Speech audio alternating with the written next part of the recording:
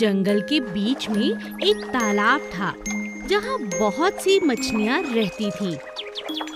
बहुत गर्मी पड़ने के कारण तालाब सूखने लगा था। अब हमारा तालाब सूखने लगा है, क्या करें जिससे हमारी जान बच सके। अब हमें कम पानी में ही जिंदा रहना होगा और जंगल के बाकी जानवरों को यहाँ से पानी पीने से मना करना होगा। अगर सारा पानी खत्म हो गया तो हम मर जाएंगे। सभी मछलियाँ आपस में बात करती और सोचने लगती कि क्या किया जाए। अब जो भी जानवर आता मछलियाँ उसे भगा देती। चले जाओ यहाँ से पानी मत पियो। सारा पानी तुम ही पी जाओगे तो हम जिंदा कैसे रहेंगे। चले जाओ यहाँ से, हमारा तालाब सूख रहा है, तुम कहीं और जाकर पानी पियो। ये तालाब जंगल का है, इस पर सबका अधिकार है। मैं कहीं और क्यों जाऊं? मैं यहीं से पानी पीऊंगा। पानी पीते हुए हाथी ने कहा। एक दिन जब जंगल का राजा शेर वहाँ पानी पीने आया तब मछलियों ने सारी बात शेर को बताई। अब आप ही बताइए, अगर ऐसा ही चलता रहा तो हम कहाँ जाएंगे, हम कैसे जी पाएंगे। हमारे मना करने के बाद भी सभी जानवर यहीं आकर पानी पीते हैं। शेर ने सभी जानवरों से बात की और उन्हें समझाया। हम सबको मछलियों की मदद करनी चाहिए। कुछ ही दिनों में बारिश आ जाएगी और तालाब पानी से भर जाएगा। जब तक गर्मी है और पानी तालाब में कम है, मेरी आप सबसे विनती है, जाकर दूसरे तालाब में पानी पीना होगा। हम सभी जानवरों को एक दूसरे के साथ मिलजुल कर रहना है। अब सभी जानवरों को शेर की बात समझ आ गई और जानवर दूसरे तालाब में जाके पानी पीने लगे। कुछ ही दिनों में बरसात हुई और तालाब फिर से पानी से भर गया। मछलियों ने सभी जानवरों का शुक्रिया अदा किया। आप सबका बहुत बहुत धन्यवाद। आप सबको हमारी वजह से दूर तालाब जाकर पानी पीना पड़ता था, लेकिन अब आप सब यहीं आकर पानी पी सकते हैं। शेर राजा, आपका बहुत बहुत शुक्रिया। अप्पू हाथी। एक दिन अप्पू हाथी जंगल में भोजन की तलाश में इधर उधर भटक रहा था कि अचानक वो एक बड़े से गड्ढे में गिर पड़ा। अरे, इतना बड़ा गड्ढा, अब मैं बाहर कैसे निकलूंगा? ये क्या हो गया? मेरी नजर इस गड्ढे में क्यों नहीं पड़ी? अरे कोई मुझे बचाओ, कोई है, मेरी मदद करो। तभी उसकी आवाज सुन वहाँ एक बंदर आया। बंदर भाई, मुझे यहाँ से बाहर निकालो। मैं गलती से इस गड्ढे में गिर चुका हूँ, मुझे बचा लो प्लीज। अरे भाई, मैं इतना छोटा सा बंदर तुम्हें बाहर कैसे निकालूं? मगर तुम्हारी जान बचाना तो चाहता हूँ। एक काम करता हूँ, मैं अपने सभी दोस्तों को बुलाकर लाता हूँ, तब तक तुम मेरा इंतजार करना। ठीक है, पर जल्दी आना। अरे दोस्तों, जल्दी चलो, बेचारा हाथी एक बड़े से गड्ढे में गिर चुका है, मगर हम उसकी कैसे मदद कर सकते हैं? क्यों नहीं कर सकते?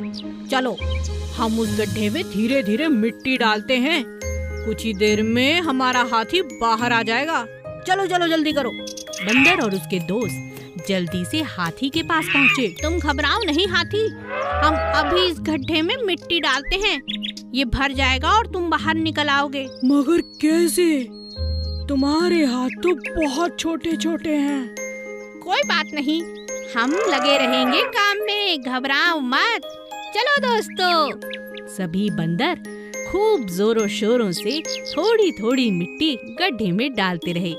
इस पूरे काम में बहुत देर लग गई, मगर उन्होंने हिम्मत नहीं हारी। धीरे धीरे मिट्टी भरती गई और हाथी ऊपर आ गया। तुम सबका बहुत बहुत शुक्रिया, तुम लोगों ने मेरी जान बचा ली। तुम्हारे हाथ भी दर्द कर रहे होंगे। तुम मेरे सच्चे दोस्त हो, तुम्हारा दिल से शुक्रिया। अरे कोई बात नहीं हाथी भाई, आज से तुम हमारे दोस्त हो। हमें अपनी पीठ पर बिठाकर एक चक्कर तो लगा दो। हाँ हाँ, क्यों नहीं, चलो चलो। और इस तरह बंदर और हाथी दोस्त चल पड़े जंगल की सैर पर। वफादार घोड़ा बादल। चंदन के पास बादल नाम का एक खूबसूरत सफेद रंग का घोड़ा था। दोनों एक दूसरे से बहुत प्यार करते थे। चंदन अपने घोड़े पर बहुत मेहनत करता, उसे रोज अच्छे से नहलाता, अच्छा खाना खिलाता और घुमाने भी ले जाता। बादल भी चंदन की हर बात मानता था। एक दिन एक चोर की नजर घोड़े पर पड़ी। अरे, इतना सुंदर और शांत घोड़ा, इतना आज्ञाकारी है, क्यों ना इस पर साफ किया जाए अपना हाथ, क्यों ना इस बार इसे ही चुरा लिया जाए। अगले ही दिन चोर मौका पाकर घोड़े को भगा ले गया। इस घोड़े को ज्यादा दिन अपने पास रखना खतरे से खाली नहीं है, इससे जल्दी ही बेच देता हूँ, कहीं पकड़ा ना जाऊं, इसका रंग ही बदल देता हूँ। चोर ने घोड़े को काले रंग से रंग दिया और उसे लेकर शहर की तरफ जाने लगा। बादल चंदन को याद कर कर रोता रहता।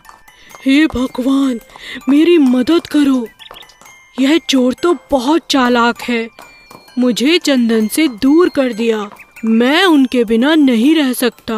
तभी बादल की नजर नदी किनारे बैठे चंदन पे पड़ी। चंदन को देखते ही बादल जोर जोर से हिनहिनाने लगा। चंदन को कुछ समझ नहीं आया। अरे, ये घोड़ा मुझे देखकर इतना शोर क्यों कर रहा है?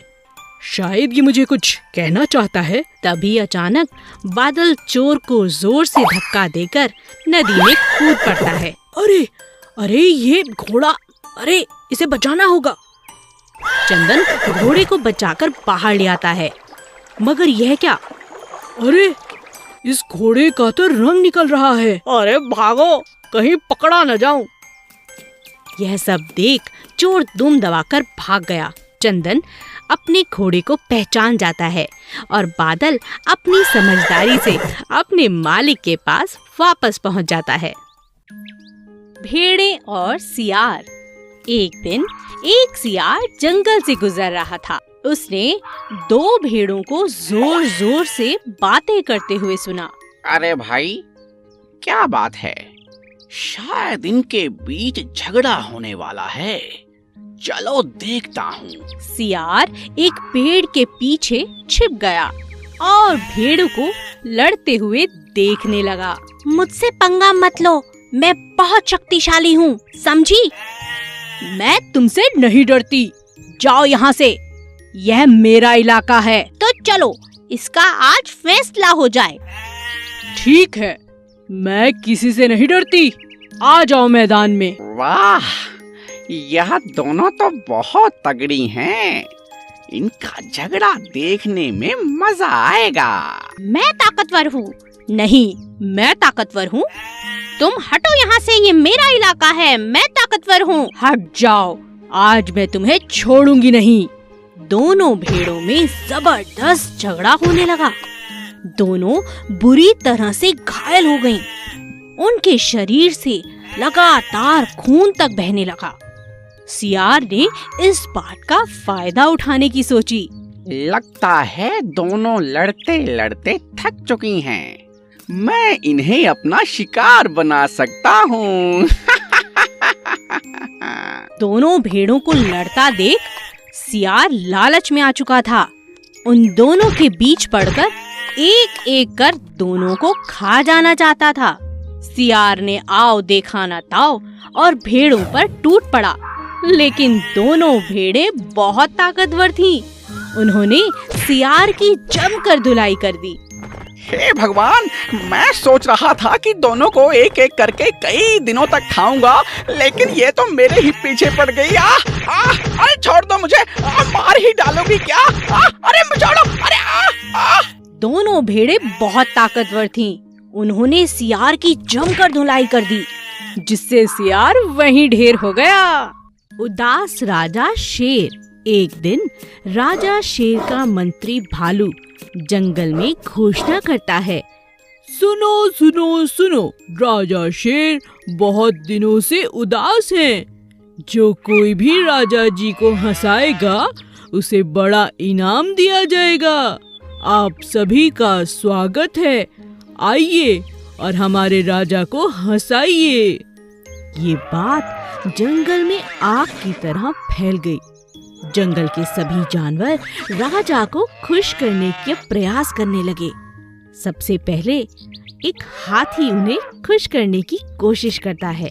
हाथी अपनी सूंड से तरह तरह के करतब दिखाता है, लेकिन राजा को हंसी नहीं आती। फिर बंदर की बारी आती है।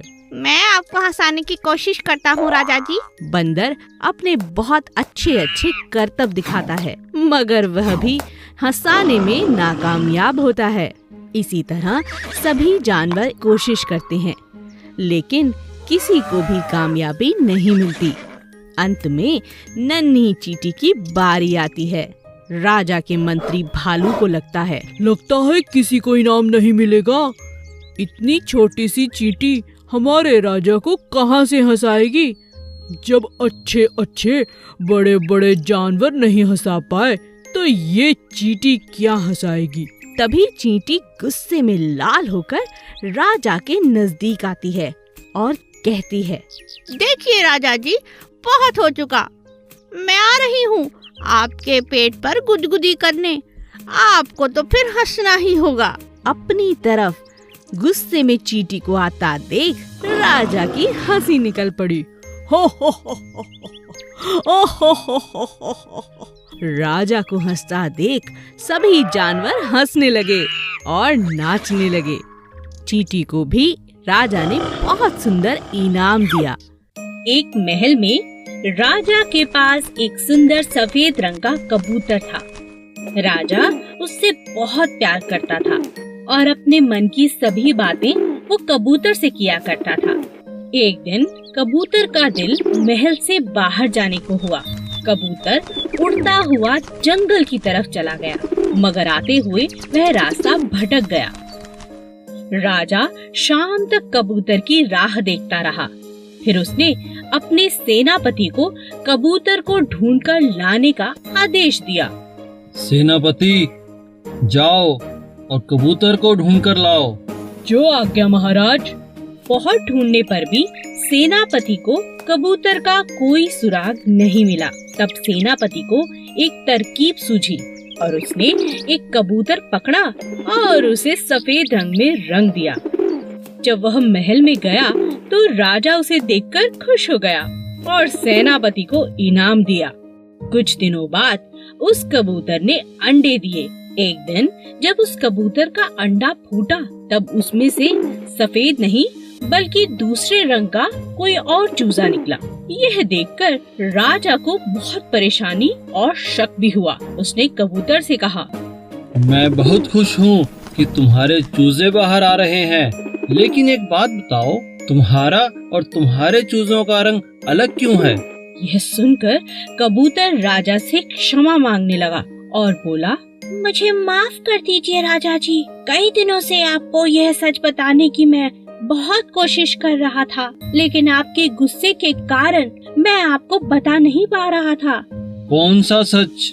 आप चाहें तो मुझे जो मर्जी सजा आप दे सकते हैं, लेकिन मेरे बच्चों को छोड़ दीजिए। यह सब आपके सेनापति ने किया है। उसने आपको खुश करने के लिए सफेद रंग मुझे लगा दिया और यहाँ ले आया। राजा कबूतर की ईमानदारी से बहुत खुश हुआ और राजा ने उस कबूतर को उसके बच्चों के साथ अपने पास रख लिया। लेकिन राजा अपने पुराने कबूतर को भूला नहीं, उसे वह अक्सर याद करता। Please subscribe.